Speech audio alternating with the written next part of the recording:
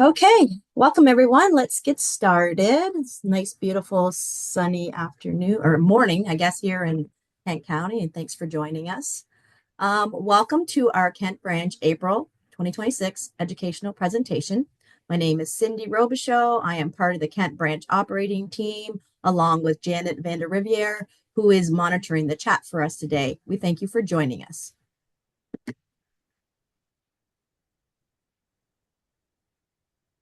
We do have a couple of housekeeping items. Our presentations are recorded and available on our Kent Branch YouTube channel, which is open to everyone.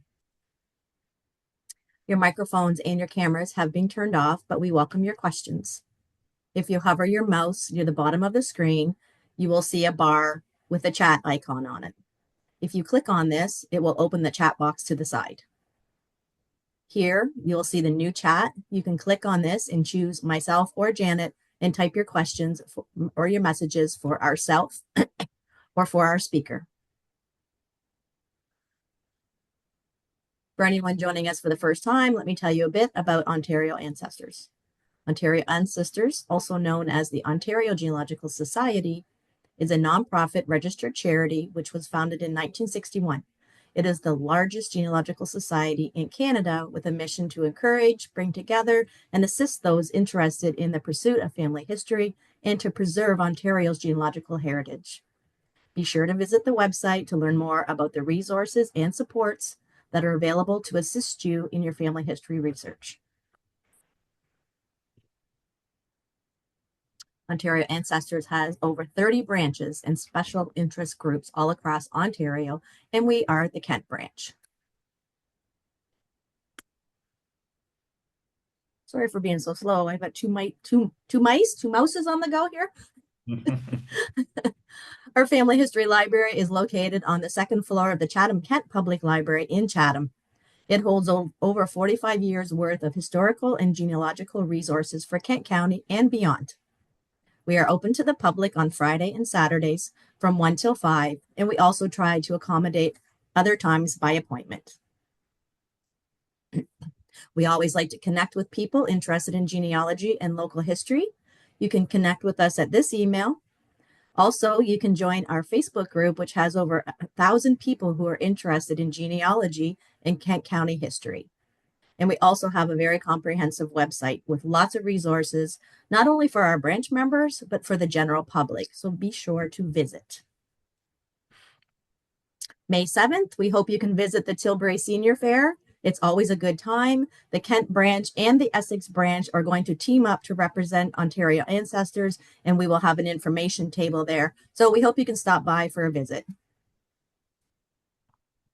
And then save the date for Ontario Ancestors annual virtual conference, From Steamships to Microchips, June the 12th to the 14th. Early bird registration will open on April the 15th. So please visit the conference website. And then in May, for our last educational presentation before the fall, we are pleased to co-host our May presentation with the Chatham Kent Black Historical Society.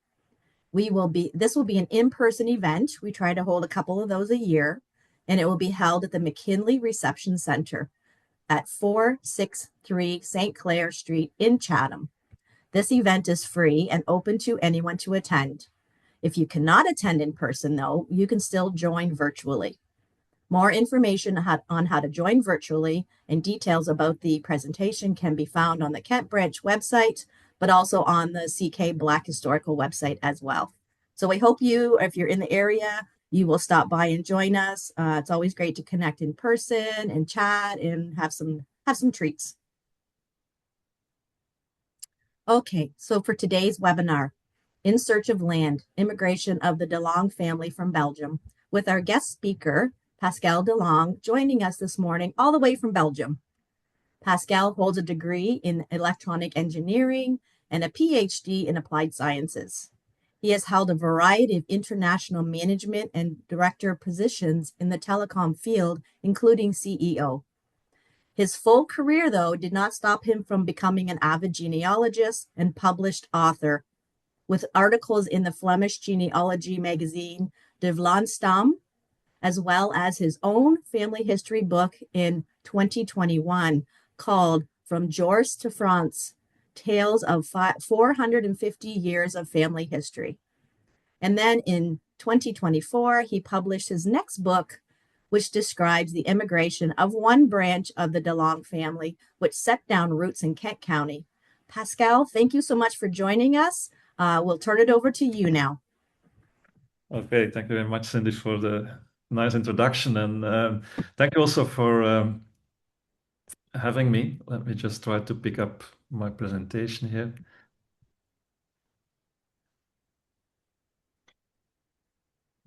Looks great. Okay, I'll just move the slide. That's okay still? Yeah, Okay, perfect. very good. Well, thank you for the opportunity to give a little bit of view on my work. So I'll do a short introduction and then I'll dig into the actual subject of today, which is In Search of Land. So the study I did on the Canadian branch of the Delanghes.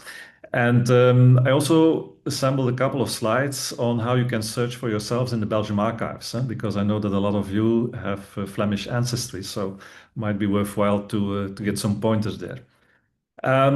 As Cindy already mentioned, so I've published a couple of books. Mainly, I started in with my own family history, which took me quite a long time, by the way, around 20 years to come up to a book. I also wrote a small article in the Vlaamse Stam on the Delanghes in World War One. And in 2021, this was kind of finished, and I needed a new project. And I knew at that time that some branches of the Delanghe had immigrated to Canada. So I started researching that, and very soon I came into contact with Katie Adams, who is actually the granddaughter of one of the original immigrants. And through Katie, with Mark Delanghe, who is also present today. Hello, Mark. And so we started chatting and exchanging information, and that led in the end to a book in 24, for which I have both a Dutch and an English version. I'm currently doing some, again, project being finished. I'm currently doing some work on Angela Delanghe, who is also of the branch. She was a quite famous fashion designer in the 1950s and the 1960s in London. And the nice thing is, in fact, that each time I learn stuff as well. So Angela Delanghe has a whole story of refugees towards the UK in World War One, but also the Delanghes from Cuculaire fled to France in First World War. So a lot of things I'm learning now again on that flight from Belgium to France and to UK gives extra information to the books that I've published before. Now. The book is structured, in fact, in four main chapters. The story itself looks at the reason why the Delanghes left Cuculaire in the early 1900s. It looks also at the crossing of the pioneers, Oscar and Caesar, who are the first two Delanghes to leave, and after which the families came over from 13 till 29.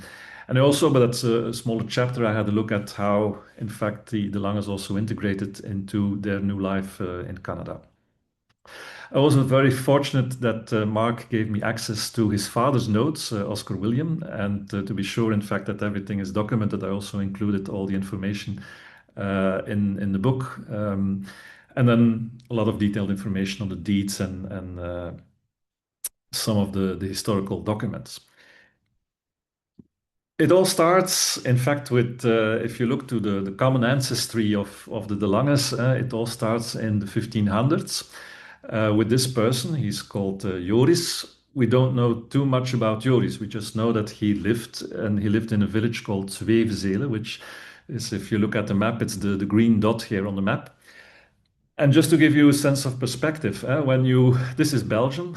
When you drive from Ostend here in the north to Luxembourg in the south, it takes you 3 hours. So that's about the time it took me from getting from Toronto to Chatham, just to give you a sense of dimension.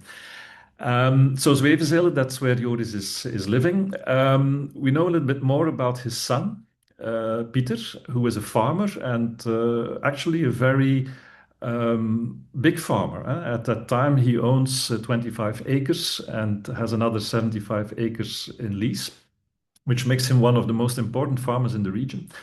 And we know that because he was taxed on his land. So in 1577, he figures in the textbooks, and as such, we know a little bit about him.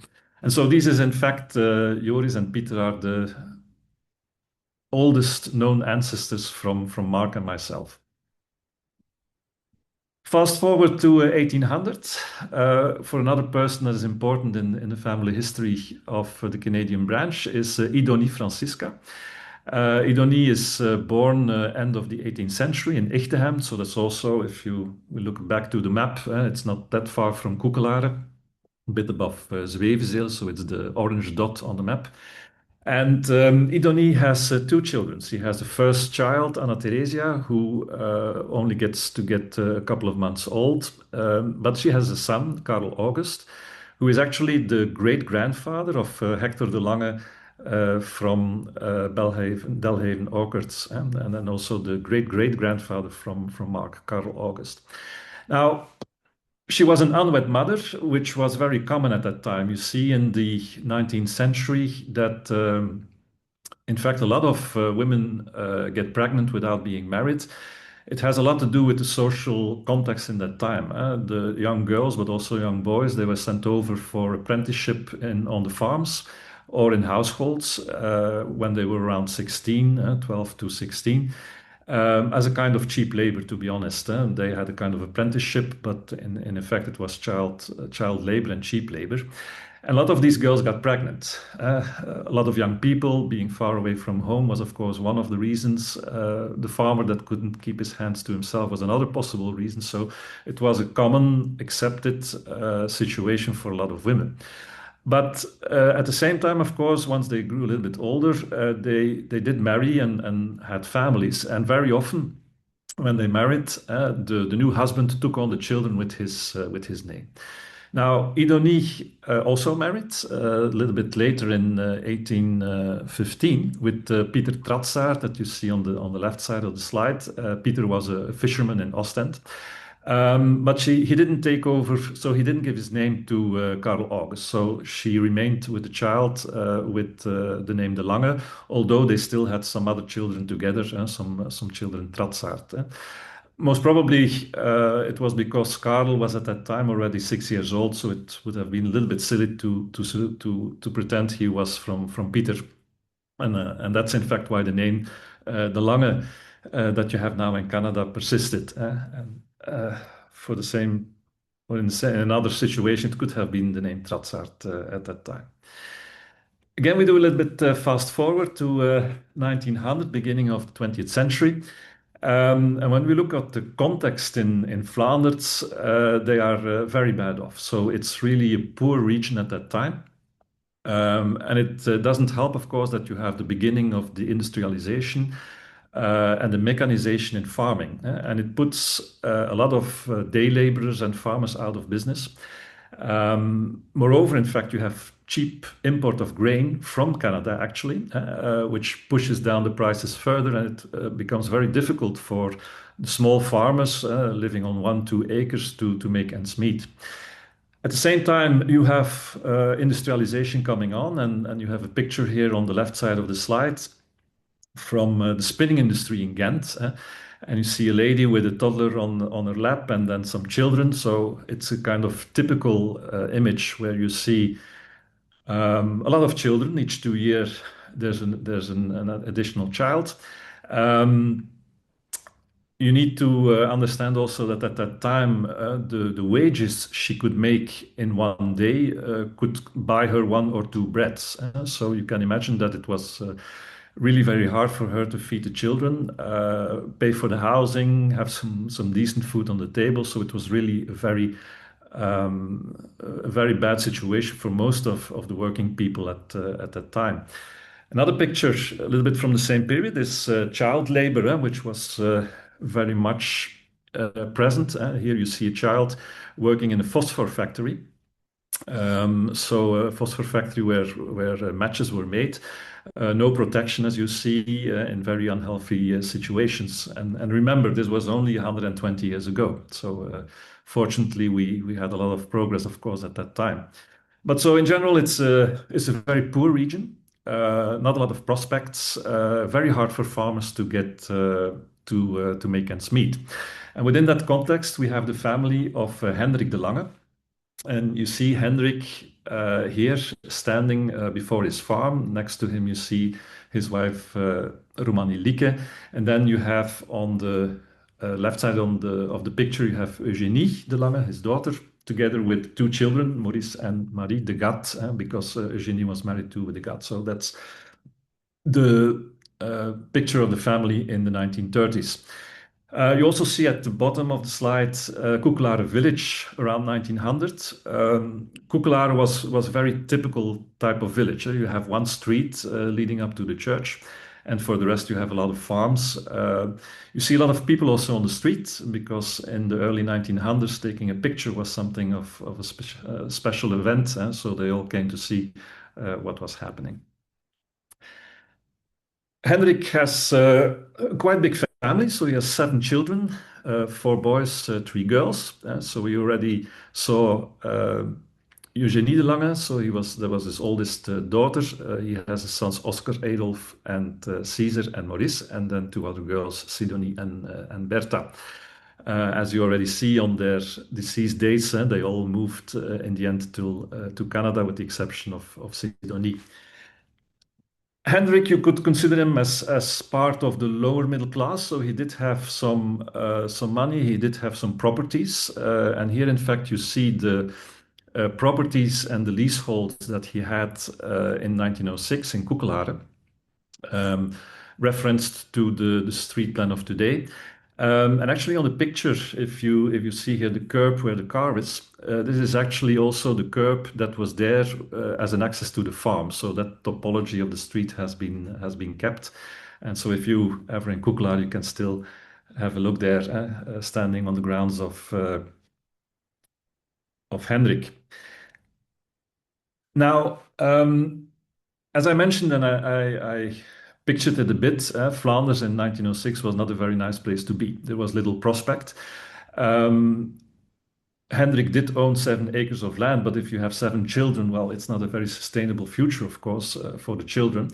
And you see, in fact, that a lot of people start to immigrate. A lot of people are going to work in France, the north of France, but on the other side of the ocean, in Canada and the US, there's more prospects. And at a given point in time, Oscar, who is the oldest son, and Caesar, who is the middle son, decide to leave and see if they can make a living in the US. There's on one hand certainly the motivation of bettering their lives, looking for a bigger project and having a more sustainable life. There's also a part, and that I learned through the notes of Oscar William, of intergenerational conflict, because the oldest son Oscar was married to a girl called Emma Margot, but it was not to the liking of Hendrik, because he thought that Emma was of a too poor family, and so that she didn't marry into the right family. So there's this conflict as well, and I guess that kind of helped also to make them leave and look for a better place to make their lives. So on May 3rd, 1913, they leave Antwerp. So with their suitcase, 1 suitcase, 2 suitcases, Oscar and his brother Caesar, his younger brother Caesar. So they're then both in their 20s, so still very, very young. And they decide to leave Antwerp to New York on this ship, the SS Sealand. That's a steamer, so where they are boarding. A couple of other pictures that you see here on the top, you see a picture of an immigrant with all his belongings. Like I said, I don't think this was the case for Oscar and Caesar, because they went out there to see if they could make a living. They didn't really move everything at that point in time. But from Antwerp, there were a lot of people shipping with all their belongings, especially Jews who were coming from Russia and Poland, and where they were prosecuted. So you had a lot of immigration flows from Poland, Russia, and through Antwerp, and then to the US. At the bottom of the slide, you see the red star line magazine, as it is called. It was the hall where people entered when they had to leave and go on board for the steamer. So nowadays it's a nice museum, and if you're ever in Antwerp, I would encourage you to have a look there. It's a very nice museum. It depicts also the voyage of a lot of these people who went to the US. Now, 10 days later, Oscar and Caesar arrive in New York, and they actually arrive here on the second pier, on the above picture, where the Red Star Line always docked. And they go they enter, in fact, in New York. Now, something which is very special is the fact that they had second class tickets. So let me give you a bit of context there. When people took a steamer towards the United States or Canada, they had the possibility to go in three classes. You had the third class, which was the lowest class and less comfortable, of course. You had the first class, which was for the more affluent and the more richer people, with all the services and a cabin of their own. And then you had second class, which was kind of mirrored to the first class, where six people slept in one cabin, but the food was better, you had more ventilation, so it was more comfortable, in fact, to move over. But a very important element of that second class ticket was the fact that when they arrived in New York, they could just embark to the pier, and they didn't have to go through Ellis Island to have an elaborate screening, because most of the people who entered in the States at that time had to go through Ellis Island, where they had an administrative and also health inspection. This was not the case for the first and second class passengers. They had a very superficial health check on board of the ship. And the American authorities kind of reasoned that whenever you had enough money to do the crossing in first or second class, there was little chance, in fact, that you would become a burden in the States. So that's a little bit why they had this kind of privileged treatment when they arrived in the US. From there, so when they land in New York, there's different ways that they can go through Lansing, which is their end destination. They can most probably they went through Central Station, New York, and then took the train to Detroit, or they could also have gone New Jersey, Buffalo, and then to Detroit. So there were a lot of ways that they could have gone there. But anyway, after a couple of days of travel again, they end up in Lansing, in Michigan. Lansing at that point in time is a industrial center who needs a lot of workers. So there's an upcoming automobile industry. And we see that both Caesar and Oscar work in the factory for a while, making their living. So, and apparently everything goes according to plan, because on April 5, 1914, their spouses are going to join them. So Oscar was married to Emma Margot, but also Caesar was already married to Madalena Mortier, and apparently, as I mentioned, the plan was going well, and both spouses are coming also to the US to join their husbands. At the same time, leaving their children at home, because both couples had already children, and they left the children with the grandparents at that time. The way that both women, in fact, together with a big group from Kukulare village, came to the States was completely different than their husbands. So they first went to Ostend, where they took a ferry boat that you can see on the picture. It's actually the same ferry boat, the Jan Breidel. And they took that to Dover, UK. And from Dover, which is on the the east coast of the UK, they went to the west coast to Liverpool, where they actually took the steamer to go to west to New York. Both women go and travel in third class, which also means that they have to go through the inspection in Ellis Island. And you see here the picture of immigrants arriving in Ellis Island, where they have a health check. They looked at the eyes, at the mouth, and looked at obvious diseases. If you read the tales of the immigrants, it was a very stressful embarking, because obviously, well, most of the people didn't know language, didn't know English. They were sometimes separated, the families. The husbands were taken apart from the wives and the children, so it was a very stressful period. On the other hand, of course, the US administration did try to process these millions of people that came in an efficient way. And it usually took them 2 or 3 hours to get all the administrative and health inspections out of the way. It was also very common that, for instance, for Flemish people, there were Flemish translators also active in Ellis Island that would help to settle the language barrier. So that's at least it went a bit smoother. But so a great day for both couples. In April they rejoin and they can start working now together to make a living. It was obviously the idea to have the children reunite also with their parents very quickly, but then something happens in Europe, and that's the war in August 1914. We have the invasion of the German troops in the south of Belgium, going up to the coast very quickly. And there's a complete panic. The Germans are very brutal in their campaign. It's a little bit what you've seen the Russians doing in Ukraine. So they execute villages, they rape the women, and so on. So they install fear into the population, and that fear is real. People start fleeing, and you have around 20% of the Belgian population which starts fleeing towards either the Netherlands, the UK, or France. Obviously, for the villagers of Koekelaar and the people around that region, they all go to France very quickly. And you see a couple of pictures of that period here. So the picture with the farmer and his family on a cart was a typical picture, apparently, that you could see in August and September, October 1914. So people leaving to Calais, to France. The picture on the bottom here with a lot of people that's taken in the Gare du Nord, so that's the big train station in Paris, that was used as a hub to collect all the Flemish refugees and give them some shelter, give them some food.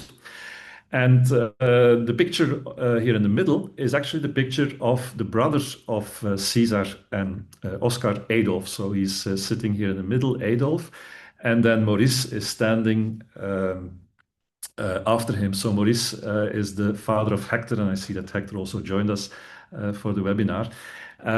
So you have Maurice Adolf, you have the wife of Adolf, Elise Kompernolle, and finally you have Bertha, who is the aunt of Hector, which was also joining them in their flight towards France. Family, and then of course you have the children of Adolf and Elisa at that time, so they already had four children.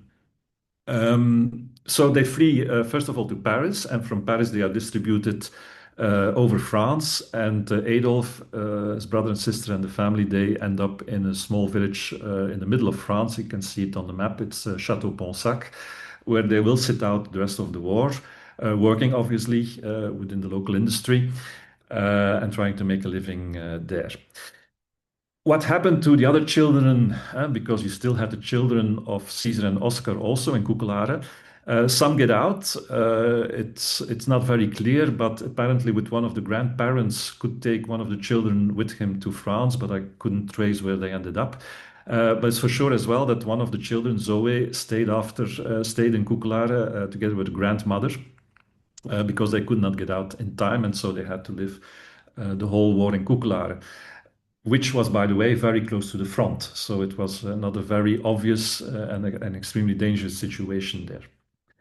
But luckily, of course, all wars end, and by 1918, the war is ended, and plans are made to have the children reunited in 1919. The children of Oscar and Caesar come in the US and Canada. Which was, of course, I can imagine, have been an extremely emotional time because the children, when the parents left, they were only a couple of months, and I think the oldest one was 2 years. So they kind of meet strange people. And on top of that, they have a new sister and new brother because during those 4 years, both couples, Oscar and Emma, and the Magdalena and Caesar had children. So it must have been quite an emotional moment. What also happened during that period, 1914 to 1919, is that Caesar and Magdalena are going to settle in Canada. Oscar stayed behind in the US, where he became an entrepreneur and craftsman, and also the branch, in fact, of Oscar stayed on in Michigan. So I have some contacts with their descendants. There's only a few of them, but they still live in the Lansing area. Um, but Caesar left to Canada. And then very soon after, the first one to come over was Bertha with her husband from Tichem. Um, but unfortunately, Bertha died in 1922. The other sister, Eugenie, she also came to Canada, but she went a little bit more back and forth because apparently she had some businesses both in Canada and then in Flanders. It was only after the Second World War that she definitely settled in Canada. And then we have the family of Maurice, so Hector's father, who came over in 1925. And you see the picture that I got from him, from Maurice and his wife, and then the two children. So by 1925, a lot of the Lange family was already in Canada and in the US. And on the left side of the slide, you see an advertisement that was given in the Belgian newspapers because Canada was at that time really trying to attract farmers. They had a shortage of farmers. And if you read, well, it's in Dutch, of course, but if you read the advertisements, it said that if you can come to Canada, you will have luck, you will have good harvests, you will have a very healthy climate, you will have almost no taxes, which I don't know if it's still true today, and you will have free schools. He also mentions, in fact, that you will have free farming of 64 hectares. And this was the kind of publicity that was made in Flanders, but also in the Netherlands to get farmers, in fact, to attract them to Canada. The last one to come to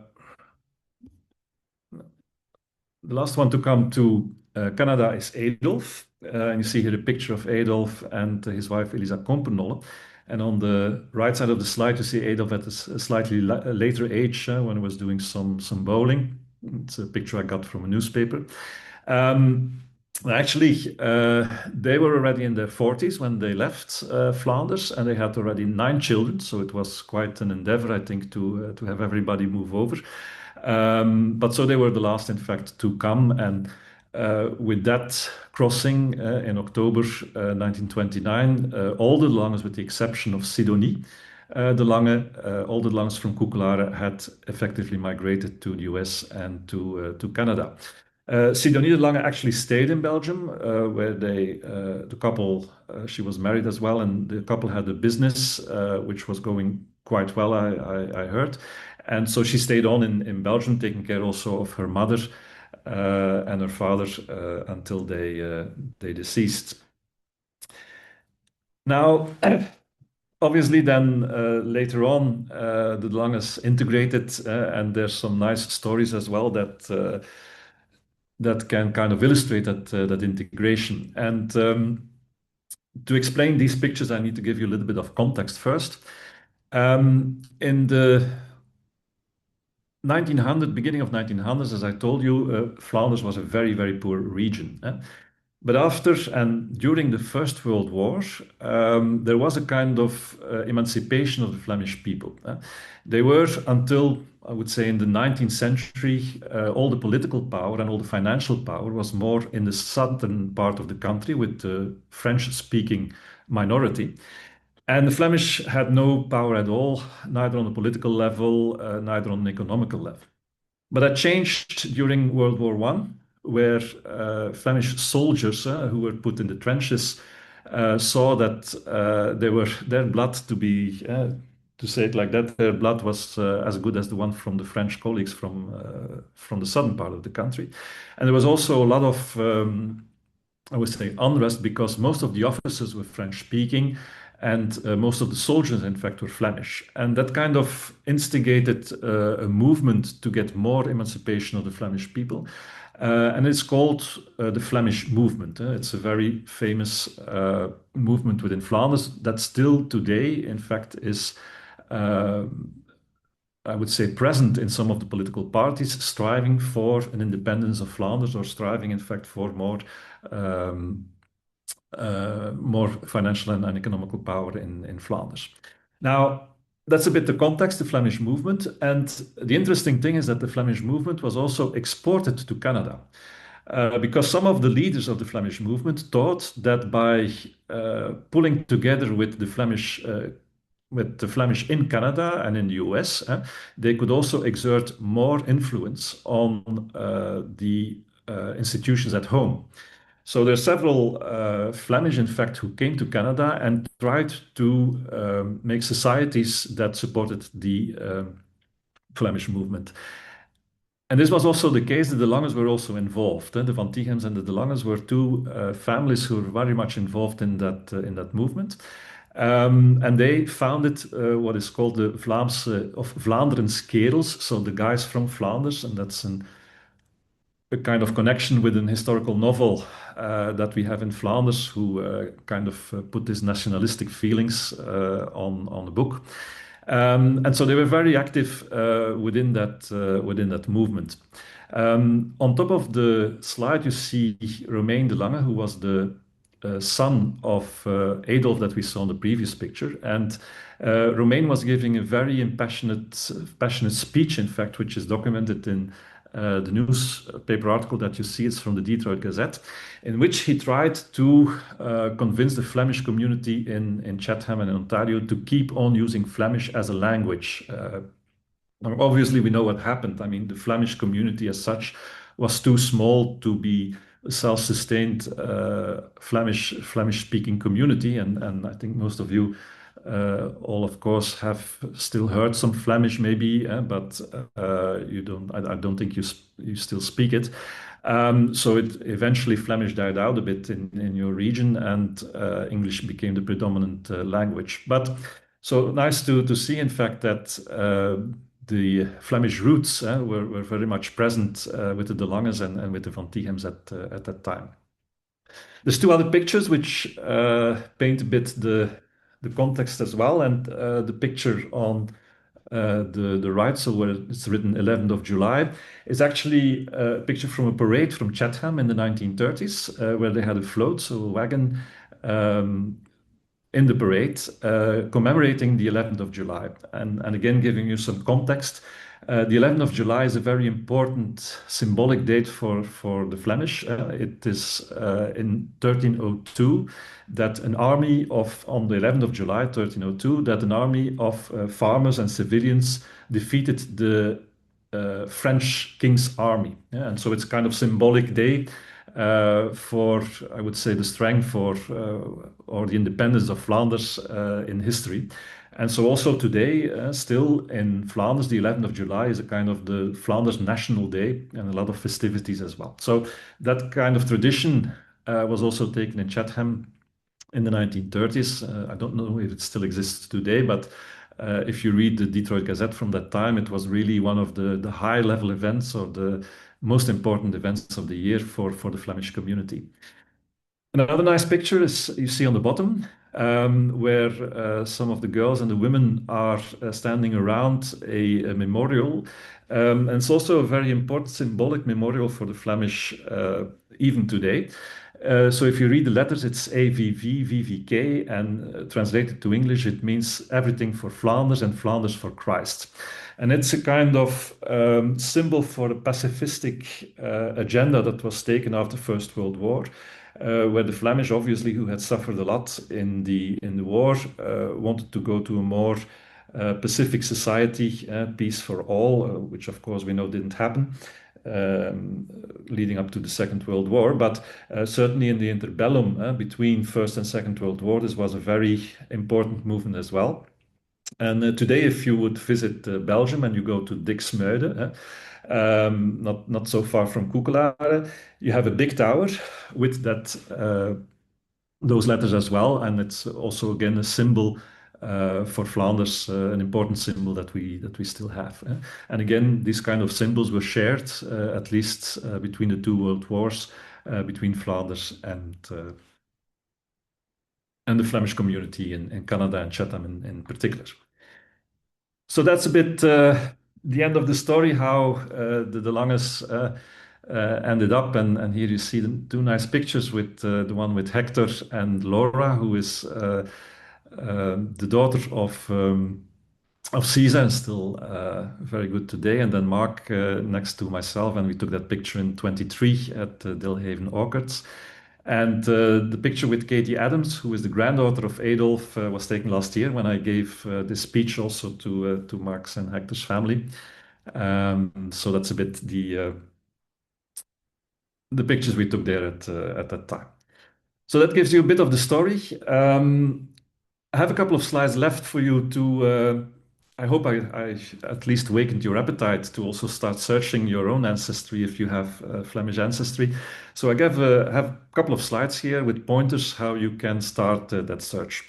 Now, when I was driving around in Chatham last year, it's obvious I saw a lot of Flemish names, and then I asked ChatGPT to give me a couple of names in the region. So you see the Van Dammes, and my wife, who is actually also joined us today, is a Van Damme. Verstraeten, Goethals, De Waal. So these are all Flemish names. And you see, in fact, where they got the names. So all of these people, of course, you have all Flemish ancestry. Now, how do you start looking for ancestry in Belgium? Well, you have to start. The difficult period is, in fact, the very recent period, because there is no public access to birth, marriage, or death certificates from the last couple of 100 to 50 years. And that's sometimes difficult to bridge for people who don't have a lot of knowledge of the family history. Um, you can receive recent certificates by contacting the municipality if you know where your great grandparents or your grandparents were from. So this most municipalities, they have a website, and for instance in Koekelare, they also have a website. You can contact the department Bevolking, which is the department registration. And if you are a direct descendants, and they also have some proof for that, they can give you the birth certificates of, for instance, your grandparents or great grandparents. Um, but you have to be able to prove that you are a direct descendant in the first line. In the bigger cities, most of these services have been brought under in the Department of Archives in Antwerp, Ostend, and Ghent. You have a lot of archives, in fact, that can help you out. What is also an important source sometimes for people who don't immediately find back dates and places of birth is the memorial cards. It's something which is in Flanders very well spread, and I've put here a memorial card for my own great grandfather, Medard, and you see, of course, his name. You see the name of his spouse. You see where he was born, and then also the dates, of course, of birth and death. So that can also sometimes help you to bridge that first 100 years. Memorial cards are very common, and if, for instance, you would type your name, if you have a Flemish name and you want to look for some ancestry, if you go to the link here, delkampen.net, you quickly find some memorial cards that maybe can help you out.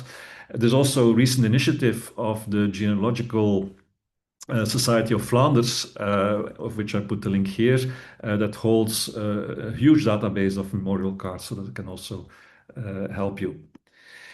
Now, once you've kind of overcome that most recent 100 years, then it really becomes easier. You can dive into the Belgian Digital Archives. They have an English website, by the way, and of course French as well. And there's a free access. And if you go to the search engine on the left side, ahata.arch, you can start looking in the church records and in the registration records for death certificates, birth certificates, and so on. An interesting one, an interesting site, in fact, if you have ancestry in West Flanders, so again in the region of Koekelare and the region around that, you can go to this link. It's a website from a society of volunteers that are very closely affiliated with the State Archive. And they have made a complete index of all names linked to the original certificates or the original deeds for birth, marriage, and death. So if I, for instance, type in my name, Delanghe, then I get a full list of Delanges in the region, and it links immediately to the correct certificate or the correct deed. So that's a very handy tool. if you have ancestry in West Flanders to quickly find your certificates or ancestry. Now, it's possible in most cases to get around to 1640. There's one notable exception on the region very close to the French border, the region of Ypres. There, in fact, all registers were destroyed in World War I, and so there's no possibility anymore to go beyond the 20th century. So if you have ancestors there, you're a little bit in bad luck. And of course, there's a number of obstacles as well. Sometimes it's quite difficult to make the link from the civil registration to the church records. We were invaded, Flanders was invaded in 1794 by the French, who started prosecuting all the priests, so that made an immediate end to the church records. And then they installed the new civil registration. But of course, if you're occupied by a foreign country, you're not very motivated to help them out. So it took a while, and in fact, it took till after the defeat of Napoleon in Waterloo that Belgium became more independent and set up its own administration. And from 1815, it's again an administration that, or a registration, in fact, that is elaborate. But in that period, 1794 to 1815, it's very scarce, and you have a lot of voids in the registers. The church records themselves, as a second obstacle, can sometimes hold a challenge to read. First, they're in Latin, but more importantly, they sometimes have a very sloppy handwriting. The priests at that time were not all very educated, so sometimes you have difficulty in deciphering the things that they wrote down. Another obstacle is sometimes that there are, in fact, not modern letters, but ancient letters, so with a different letter type, which is sometimes a bit to read. It can help to use some tools. So there's an important tool, certainly used a lot in Europe, is transcribus.org, and you can upload a page of a register, and then it kind of automatically transcribes what is in the register. It's not perfect, far from it, but it gives you some hints sometimes that you need to move forward. Now, once you've done all that, so you've set up all the family tree up to the 17th century. Very interesting to source is also to get some more insight is the provincial archives on the militia. And that's interesting because, and certainly for the West Flanders, it's an interesting source because it gives you also a physical description of the people that were joining the army. So you can see their height, you can see the color of, or you can read the color of their eyes, the color of the hair, and so on. So that's an interesting source if you want to know a little bit how they look like. And again, I've put there the link that you can go to. Another one which is very interesting for people who left Antwerp, who immigrated from Antwerp, is the city archive from Antwerp, the Felix archive. And again, you have the link where you can have a look to what is called the Vinison reports. And Vinison, he was a civil servant who started in a very structured way, making reports of the immigrants that left from Antwerp.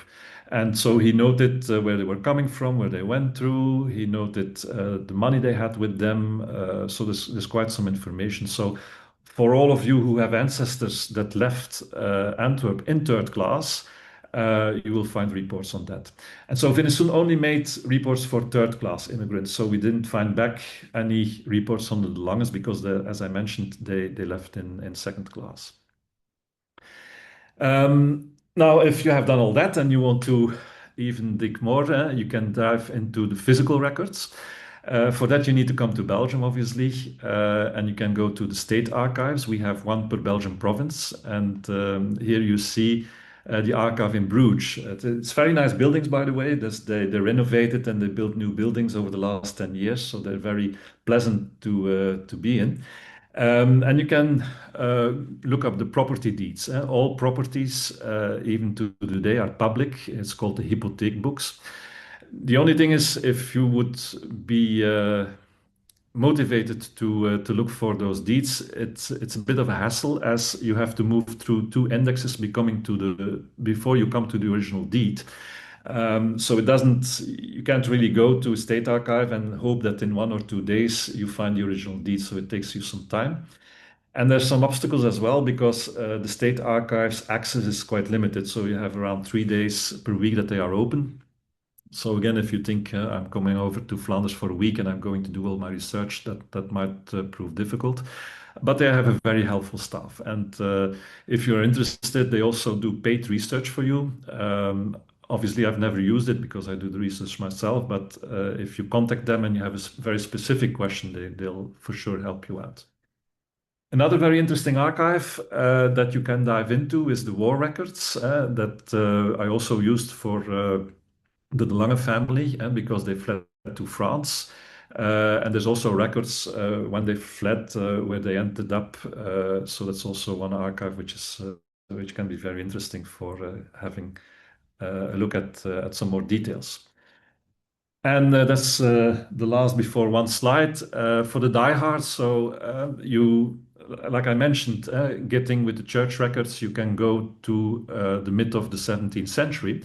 But if you are in luck and you have relatives that had properties, you can still go further. And then you go into really old documents. One of the type of documents is called the Staten van Goed. It's a kind of testament that they made when somebody died, but it's a very elaborate set of documents describing the goods, describing the property, the family, and so on and so on. And in our family tree, we have the luck that we had some people owning some land. And for instance, on the left, on the right side of the side, you see the Staten van Goed, so the testament of Michiel de Lange, which is one of our common ancestors, the De Langes in Canada and myself. And it describes, in fact, all his goods, all his family. It's a document of around 4 to 5 pages. But a challenge to read. Of course, the slide it's too small for you to read it as such. But even for us, it's quite difficult to read. It's a very archaic Dutch, different letters, and so it took us. Enfin, it took me also quite a while to get to make sense out of it. But the Stad van Hoed is certainly a description that helps out. And there's some other sources as well, land and ownership descriptions, omlopers, which we could also use for the family tree, and then the administration of municipalities in the 17th century are also sometimes a very nice source. Last slide is some pointers to your colleagues in Flanders. So, Familiekunde Vlaanderen is the Flemish genealogical society. You have the website here. It's also, like yourselves, I understood, an association of different smaller entities. But they're very helpful and they can certainly help you in your research. And again, some publicity for the Red Star Line Museum. If you're ever in Antwerp, please go and visit it. Certainly for the people who immigrated from Antwerp, it's really a nice experience. So that's my last slide. So thank you first of all for your attendance and for also to the Kent branch organization for inviting me to have the talk. Would finally also like to give credits to a number of people that helped me. Of course, we already talked about Hector and Mark, who helped me a lot, Katie. We also had some help from Marianne Verheyen from the University of Toronto, who post-edited the English translation of the book. Tanya Collette from the University of Windsor did some historical checks, also gave me a lot of hints on the Flemish movement in Ontario. Martina de Ridder, she lived in Ontario, and she's a real writer, so she writes children books. She lived for over 20 years in Ontario. She also made a book on the tobacco industry.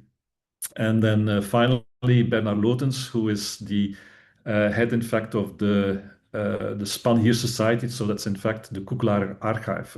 And so Bernard was also very helpful, of course, in uncovering archives in Koekelaar. And like Bernard, there's a lot of very passionate people in Flanders, having each the local history. So they can certainly help you out if you have further questions. So thank you very much. And if there are any questions, Cindy, I'll be glad to take them. That was fantastic. You're a wonderful presenter. Thank you. I do see that we have a smaller group. So if people want to turn their cameras on now, and their microphones, if they want to ask their own questions, that's totally fine as well, since we're so small. I had a question, and I don't know if other people noticed it, but in the photo, the 1914, when with the picture that you have when they were leaving, is that a fox sitting in front of the family? Yeah, yeah, Is yeah. there a That's a story that goes with that? no. I don't know. I got the photo from Katie Adams, but she also didn't know what the fox was about. No, we don't know. Yeah, and it's just sitting there so calmly. It must have been their Yeah. pet. Actually, we did have a couple.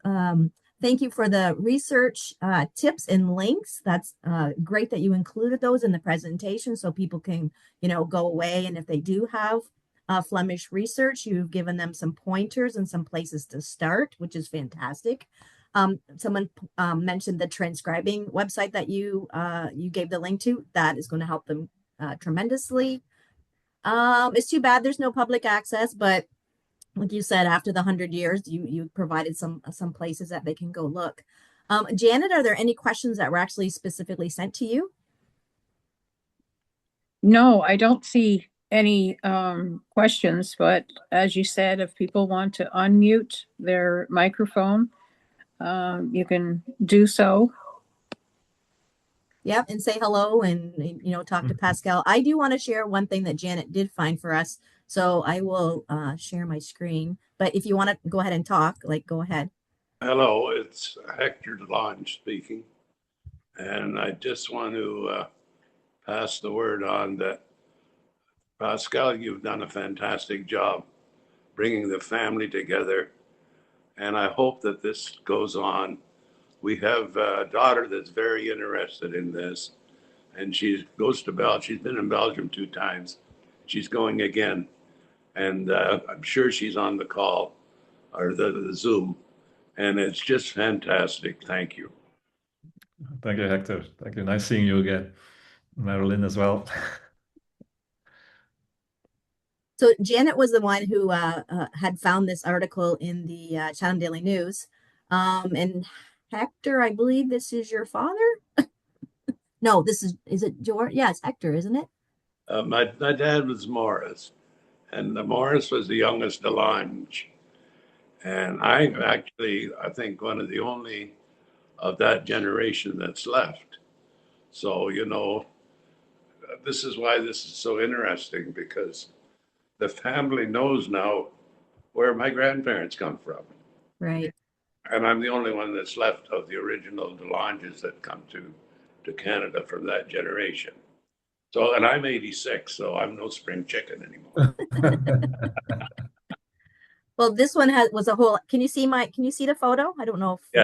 Okay, Yeah, okay. yeah. So it mentions, Tears of Joy was the title. And it talks about this is I believe, Pascal, this is the only daughter that stayed, right? I think so. And this Yeah, is she her was coming married. for a Yeah. visit, and it said they haven't seen each other in 42 years. So this was a really heartwarming little story. It talks about that, Maurice was the retired farmer from Cedar Springs. Yeah. And that this is his sister coming to visit with her son-in-law, and I think her daughter and son-in-law. And so yeah, it made the papers. So I remember that photo, by the way. Thank you. of course. Mhm. When was that, Hector? What year was that? I'd have to go back. 67. 67 or something, yeah. Yeah, Okay. June 1st, Right. 67. I just wonder if I was in the picture yet. Yes, in 67, I certainly was. Yeah, I remember that too. Yeah, that's something. Nice. Yeah. Yeah. Yes. It's not, like I say, it's not the greatest picture because it's the newspaper, but Well, it's okay. yeah. Bet you got Well, My dad looked like my dad, so there you go. Mm-hmm. Pascal, Yeah. yes, you were talking about the loss of the language here. Mhm. My grandfather, Constant Vermette, came from Coquillara, and my grandmother, Leonie Michon, came from Dixmude. And when they immigrated here, it was really essential. They really tried hard to integrate into society here. And the people here were not too receptive of the foreign language. And I remember asking my father, I would really like to learn Flemish. And he said, no, we're in Canada, you speak English. And so us children were not taught the language, and that's how it died out. Yeah, yeah. But in our family, Pascal, we talk Belgium in the house all the time. I married an English woman, and I really respected my parents because they had all the respect for her. And whenever she went in the house, it was English. But if I went in, it was Belgium. And Yeah. I still remember some of it. It's been a long time. But, it goes to show you that it all depends, like Janet said, it's how your parents treated you. Yeah. And there's actually a nice scientific article that was made by Professor Colette, the Professor Colette that I showed you earlier on the picture, how the Flemish language, in fact, disappeared over the 2 or 3 generations. So she has made a kind of study that indeed in your generation you still had some knowledge of Flemish and Belgium, but it disappeared quite quickly in the younger generations. Yeah. We had a tour from Belgium about 20 years ago, and that was done by a travel agent in Coquelin. His name was Vandenbush. And they were so surprised when there was a bus tour that when I went on and I talked Belgium to them, they were just Okay. Flemish. They were a little Okay. shocked. Well, I'm glad they didn't do it today. I'm glad they did it 20 years ago. Your Flemish isn't quite so good anymore, right? No. My But I approach could to understand it. my approach to the language is a little bit different. I'm a generation further down, but my folks would, of course, speak the language to kind of keep things secrets from the children. But as time went on, we sort of picked up on the language, and it wasn't so much of a secret as we got older. So Yeah, that's cute. And unfortunately, it was more the bad words that we learned. But there are some traditions yet that they kept going, like feather bowling. Mhm. You familiar with that? Yeah, yeah. Yeah, and we still have a trough here in Chatham, and they imported the balls from Belgium, but I don't believe anybody plays it anymore. I think there's only one left now in Detroit. There was one, Delhi, up in Delhi, Ontario, but unfortunately, that a Belgian club does not exist anymore. The one here is still going, but the problem was they had to integrate and allow more of the Canadian people because as they came over, we had to integrate with Canadians, and they had a tradition where to be president you had to be Flemish, and you had to, they had shares in the building, and you had to have be Flemish, and that has had to change over the years. So a lot of the traditions are no longer there here. But Pascal, I can remember as a child going to Detroit with my parents to the Belgian club over there. And what impressed me was the big pipe organ they had, and also Right. the archery on Sundays. That's when they used to have their archery. They used to shoot for the bird. And I've never forgot that. And that would be, believe it or not, almost 80 years ago. Yeah. Well, But same here, archery was also my grandfather on mother's side. He was an archer, so they also had the same sports here at that time. Yeah. And the cycling, of course, right, as well. Yeah. All the time, cycling. Hector, they still have archery at the Wallaceburg Belgian Club on Saturday night. So there you go. Wow, how about that? Yeah. I had an uncle come over from Belgium, and he stayed with us for about 6 weeks. And every morning on the bicycle, he would do so many kilometers. And he was, I'll bet you, 65 years old at that time. But he had to keep riding that bicycle. So, boy, that's a great way to stay in shape. Wow. Is Wow. there anybody else that wanted to turn their mic or camera on and say hello? one more question I Sure. wanted to ask. Like the book that you did up was so formidable, and we get a lot of value out of reading through it. I still kind of flip through it once in a while just for some reference. I guess first question, is this video that we're having here, is this going to be archived somewhere?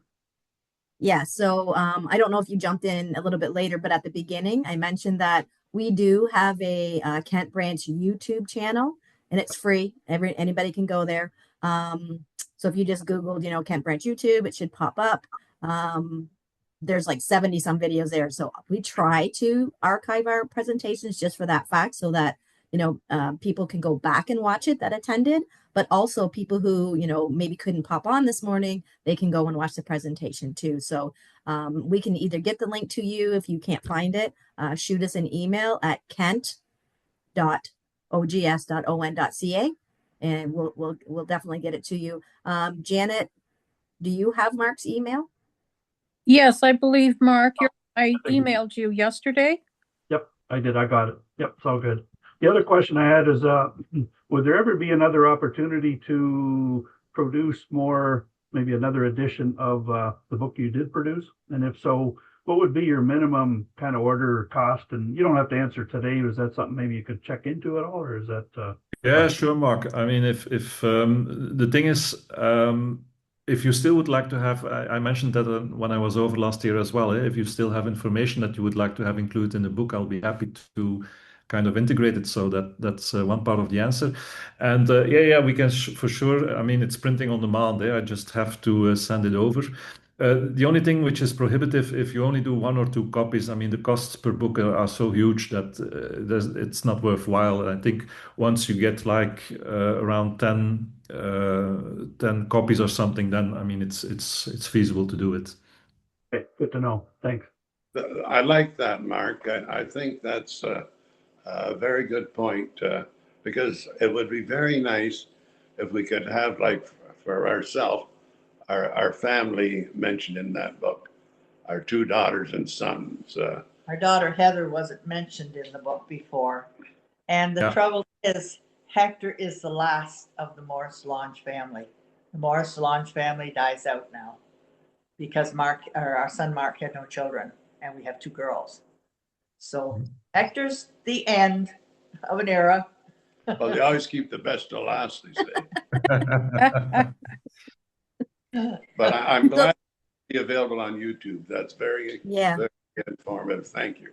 Yeah. So Pascal, is there an opportunity to maybe you said the costs are prohibitive for just a few copies, but how about digital copies? And that way, a little more easier to share. And yeah, that's a kind of a principle I have. I also had the same principle taken for my own book. The thing is, of course, is that within the book there's a lot of personal information and photographs I got from the Delanghes, and which are personal memories. And I have the same for my own book, which is a very personal book in the end with a lot of family pictures. And in this digital age, whenever you put something digital, it kind of pops everywhere. And I think out of respect for everyone's privacy, I'd like to keep only, and so I keep the digital copies with me, and I only do the book copies. That's a bit the philosophy I have on these books. Very important. Makes sense. Yeah, makes sense. There's another Mark that jumped on. Yeah, I think it's my brother. Okay. He joined 1 hour too late, but that's okay. Yeah, sorry about that. I hope you wouldn't notice. We saw you sneak in.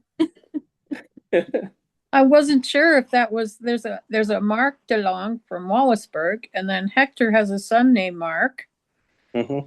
So I wasn't sure if it was both of them on there, but So in my family, so Mark is my older brother, and then we have a sister, she passed away a couple of years ago. So that's us. And in the next generation, we have Mark has 2 sons. I have 1 son, so that's the name is still going on. And I also now have a grandson that you generously sponsored also by buying the book last year. So he's now almost 1 year old. So the name, at least in Flanders, the name will continue to live on a bit. So that's great.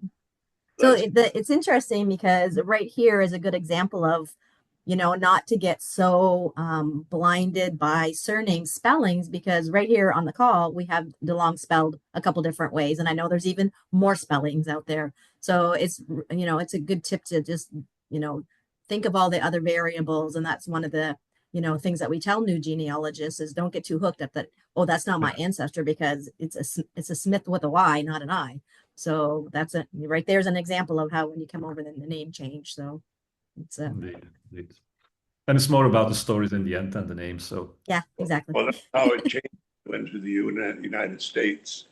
Delanghe over there, it's DeLong in the U.S. Delanghe. Delanghe. yeah, indeed, yeah. But same people. Right. Same pedigree. Yeah, exactly. Pascal, another question. Do you have any plans of coming to Canada? Or Well, I was hoping to, Mark, because for work, we kind of do a lot of work now with CNL, with the Canadian National Labs. But unfortunately, a trip that was kind of planned won't go through. So for the moment, my answer is no. And this summer, my wife said I could not go to Canada because we have other plans. So for sure, this summer it will not be the case. But who knows? Who knows? It sounds like our man listening to your wife. Wonderful. Okay, well, if there's no other questions or comments, we won't keep people too long. I know it's late afternoon over there, but here it's, mid-morning and it's beautiful, and I'm sure people want to get out and get some things done. So again, thank you so much for this presentation. You are an excellent speaker. You might be getting a tap on your shoulder maybe to speak at some other events, specifically for the Belgium side and the Flemish side. So again, thank you so much. People can, chat with each other, via email, or this is a wonderful way across the world for everybody to be seeing each other, right? So I'm sure you've all been in contact and will continue to be in contact to cement those family connections. So thank you so much. And thanks everyone for joining us.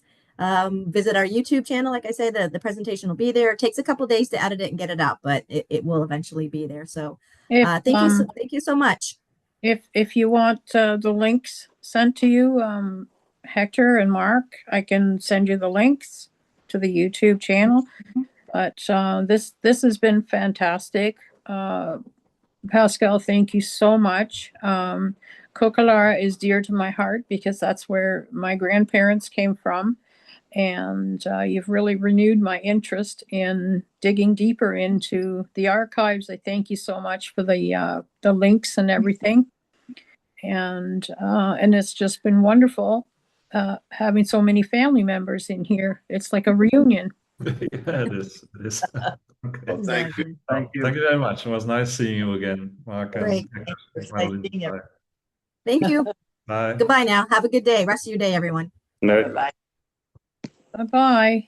Bye. Bye.